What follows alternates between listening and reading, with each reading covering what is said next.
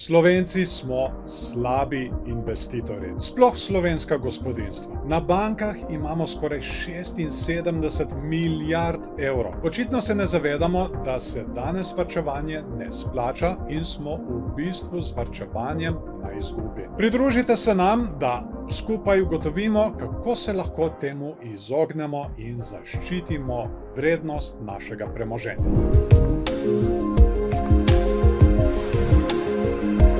Poglejmo si najprej, koliko kupne moči so vsi Slovenci, ki imajo denar na bankah, izgubili. Zadnje leto, za katerega imamo podatke, je leto 2022, ko smo imeli 8,83% inflacijo. To pomeni, da so samo leta 2022 Slovenci, ki držijo denar na bankah, od 76 milijard evrov izgubili približno 6,7 milijarde evrov kupne moči. Varčevanje se ne splača. Kljub temu pa imamo še en kup propagand, ki ljudi prepričujejo, da je varčevanje najbolj varna opcija, da so ljudje bolj zaščiteni pred tveganji in so bolj finančno neodvisni. Ste morda vedeli, da imamo celo mesec, ki je prav razglašen za mesec varčevanja? To je mesec oktober in konča se z dnevom varčevanja 31. oktobra. Svetovni dan varčevanja zaznamujemo vse od 31. oktobra leta 1924, ko so se v italijanskem mestu Milano zbrali predstavniki hranilnic iz 27 držav ter z razglasitvijo Svetovnega dneva varčevanja posameznike opozorili na pomembnost varčevanja. Ampak takrat so bili drugi časi. Imeli smo zlati standard. To pomeni, da je bil naš denar direktno vezan na zlato. Tudi če si šel na banko z bankovcem, si lahko zanj dobil zlato. To se je seveda s časoma tudi omejilo, ker so v ZDA že potihem tiskali valute. Zagotovo se je pa končalo leta 1971, ko je Richard Nixon končal Bretton Woods sistem, v kar je bil na nek način tudi prisiljen, ker so ostale države začele zahtevati zlato v zameno za dolarje, ki so jih Američani tiskali in jim jih pošiljali. Od takrat naprej imamo tako imenovani fiat sistem in kar je slabost tega sistema je, da vlade lahko denar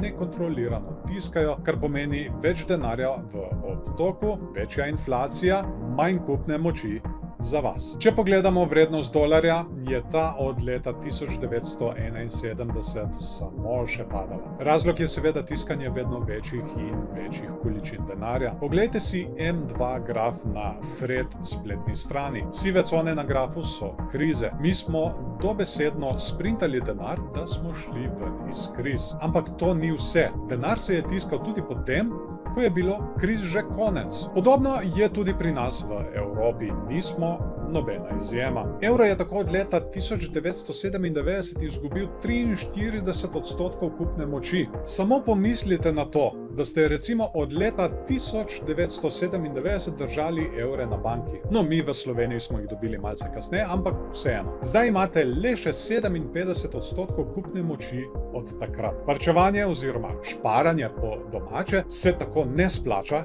ker izgubljate kupno moč. In zdaj vam bomo tudi razkrili, kam vlagati, da temu ne bo tako in da boste tako zaščitili svojo kupno moč. Najprej je treba vlagati v svojo izobrazbo, predvsem ekonomsko, ker o tem ne učijo v nobenih šolah, nato v svoj čas in vase. Izobrazba je temelj vsake uspešne kariere in osebne rasti. Toda, ali nas v šolah res učijo vsega, kar potrebujemo? Ena najpomembnejših stvari, ki jih v šolah pogosto zanemarjajo, je ekonomska izobrazba. Finančna pismenost je znanje, ki bi ga moral imeti vsak izmed nas. Razumevanje osnov, upravljanje z denarjem, investiranja in načrtovanja prihodnosti je ključnega pomena za osebno svobodo. A žal, veliko ljudi odraste, ne da bi kdaj imeli priložnost razumeti teh konceptov. Zato je vlaganje v ekonomsko izobrazbo tako pomembno. Znanje, ki ga pridobiš na tem področju, ti omogoča boljše odločitve, večje možnosti in finančno varnost. Veliko ljudi razume, kako pomembno je vlagati denar, a le malo kdo se zaveda pomena vlaganja v čas. Stari pregovor pravi, revni vlagajo v denar, bogati vlagajo v čas. Zakaj? Čas je edina stvar, ki je ne moremo pridobiti nazaj. Uspešni ljudje vlagajo v svoj čas premišljeno, ne v brezciljne dejavnosti, ampak v stvari, ki jim prinašajo dolgoročne koristi. Branje, učenje, ustvarjanje in načrtovanje so vse načini, kako lahko bolje izkoristimo svoj čas. Ko enkrat začneš vlagati v svoj čas, se bodo rezultati pokazali. Ne samo v boljših rezultatih na delovnem mestu, ampak tudi v boljšem zdravju, večjem zadovoljstvu in osebni rasti. Pomislite malce na ta rek. Revni vlagajo v denar, bogati vlagajo v čas. Ima precej globlji pomen, kot se sprva zdi. Namesto da poskušate delati več, da več zaslužite, probajte pogledati iz perspektive časa in tako dvigniti vrednost svoje ure dela. In kot zadnje v tem sklopu imamo še vlaganje vase. Vlaganje vase ni samo stvar denarja ali časa. Gre za vlaganje v svoje fizično, mentalno in čustveno zdravje. Gre za to, da si vzameš čas za skrb zase, za svoje cilje in za svoje vrednote. Ne glede na to, kako zaposlena je tvoja rutina, si moraš vzeti čas zase. Poskrbi za svoje telo, ker je to tvoj najdragocenejši kapital. Poskrbi za svoje misli, ker so one tvoj največji vir navdiha in inovativnosti. Ko vlagamo vase, si ustvarimo življenjsko ravnotežje, ki nam omogoča, da smo bolj produktivni, bolj srečni in bolj izpolnjeni. Tako, zdaj veste, kam morate najprej vlagati, da boste imeli več časa, več svobode in boste tudi bolj kvalitetno živeli. Zdaj pa vam bomo še pokazali, kam se je najbolj splačalo vlagati v zadnjih 10 letih, da obdržite ali pa celo povečate svojo kupno moč. Pogledali si bomo zelo enostaven primer na podlagi 1000 evrov, kaj bi se zgodilo z njimi, če bi jih pred 10 leti enostavno pustili na banki ali pa če bi jih vložili v zlato, srebro, Eurostox, Nasdaq ali Bitcoin. Tukaj imamo zdaj torej to tabelo, naj vas ne prestraši, ni čisto nič zapletenega. Torej smo na začetku leta 2014, 1. januarja 2014 in imamo 1000 evrov. In tukaj bomo preko te tabele pogledali, kaj se je zgodilo tem 1000 evrom glede na naložbo v teh 10 letih. Torej, pustimo tukaj, ta prva vrstica je, če pustimo 1000 evrov ležati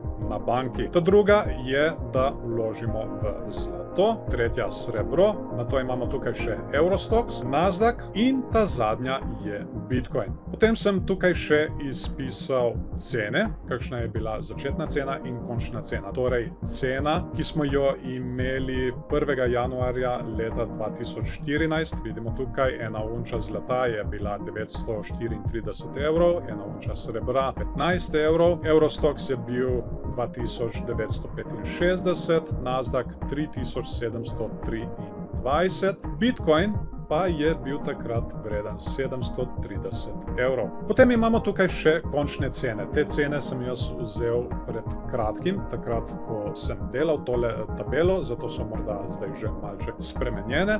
No, končne cene imamo zlato 2228 evrov, srebro 25 evrov, Eurostox 4687 evrov, Nasdaq 18509 in Bitcoin, ki seveda je absolutni zmagovalec te naše investicije tukaj, 55778. Ampak kaj se je dogajalo zdaj v teh naslednjih 10 letih z evrom? Kupna moč evra se je spustila za 27 oziroma slabih 28%. Zlato je zraslo za 138%, srebro za 66%, Eurostox za 58%, Nasdaq za 397%, Bitcoin pa za kar lepih 7539% oziroma 7540, če zakrožimo. Tukaj imamo zdaj še v evrih, kakšno rast ali spust smo mi dobili v evrih. Torej, če smo držali evre, smo mi v bistvu dobili spust za 278 evrov, ker imamo tukaj minus 27%. Če smo vložili v zlato, se je naša investicija dvignila za 1385 evrov. Če smo dali 1000 evrov v srebro za 666 evrov, če smo vložili v Eurostox za 580 evrov, Eurostox se je najslabše odrezal iz te skupine tukaj, ki jo imamo. Če smo takrat vložili v Nasdaq, smo dobili dodatnih 3970 evrov, in če smo vložili 1000 evrov takrat v Bitcoin, smo ven pridobili dodatnih 75.398 evrov. No, tukaj je potem rezultat, to je celoten seštevek, to je celotna naša investicija, koliko je vredna zdaj. Torej, v zlatu imamo zdaj s celotno investicijo 2385, v srebru 1666, v Eurostoxu 1580, v Nasdaqu 4970 in v Bitcoinu 76.398 evrov. Ampak jaz sem zdaj šel še malček dlje. Jaz sem šel zdaj tudi računati, kolikšno imamo mi kupno moč glede na vse te investicije, ki smo jih naredili. Treba je pomisliti, evro je padel. Tukaj imamo inflacijo minus skoraj 28%, to moram tudi omeniti, to je splošna inflacija za EU območje. Lokalna inflacija, kot vemo, je lahko precej višja. No, kot sem že pravil, evro je izgubil na kupni moči za 27-28%. In zdaj sem jaz na podlagi tega šel računati, kolikšno kupno moč imamo na vseh teh investicijah. In torej, če smo pustili 1000 evrov ležati na banki, bi to pomenilo, še vedno imamo na papirju 1000 evrov, ampak zdaj je tale kupna moč teh evrov, kot da bi imeli pred 10 leti 721 oziroma 722 evrov, kar pomeni, da nam je kupna moč padla za skoraj 28%. Če smo investirali v zlato, je naša kupna moč v evrih 1722 evrov. Torej, tak bi imeli rezultat, ampak taka bi bila dejanska kupna moč v primerjavi z 10 leti prej. Ampak kljub temu smo na pozitivnem, naša kupna moč je zrasla za 72%. Če bi investirali v srebro, bi bila naša kupna moč zdaj 1203 evre, zrasla bi tako za 20%. Srebro se je kar presenetljivo slabo odrezalo, ampak še slabše se je odrezal Eurostox, kjer bi imeli kupno moč v evrih 1141 evrov in naša kupna moč bi tako zrasla le za 14%. Ampak še vedno to ni toliko slabo, ker prvič bi obdržali našo kupno moč in drugič, za malenkost je še zrasla. Nato imamo Nasdaq, kjer bi imeli kupno moč v vrednosti 3588 evrov, kar pomeni, da bi naša kupna moč zrasla za 258%. In nato seveda absolutni zmagovalec Bitcoin, katerega kupna moč bi predstavljala 55.152 evrov in mi smo svojo kupno moč, če bi v Bitcoin vložili pred 10 leti, povečali za 5415%. Kot ste videli na primeru iz zadnjih 10 let, se daleč najbolj splača investirati v Bitcoin na dolgi rok. Če bi investirali van pred 10 leti, bi svojo kupno moč povečali za kar neverjetnih 5415%. Če ga želite kupiti zdaj, lahko to zelo enostavno opravite preko Kriptomat platforme in če se vam pri kateremkoli koraku kaj morda zaplete, je za vas vedno na voljo podpora, ki je tudi zelo pohvaljena iz strani uporabnikov. Upamo, da smo vam s tem videom jasno predstavili, kam lahko investirate in kako lahko zaščitite svojo kupno moč. Dajte video všeček, če vam je bil všeč, in ne se pozabite naročiti na kanal, da ne boste zamudili naslednjega. Zdaj pa vas še lepo pozdravljam in želim lep dan še naprej.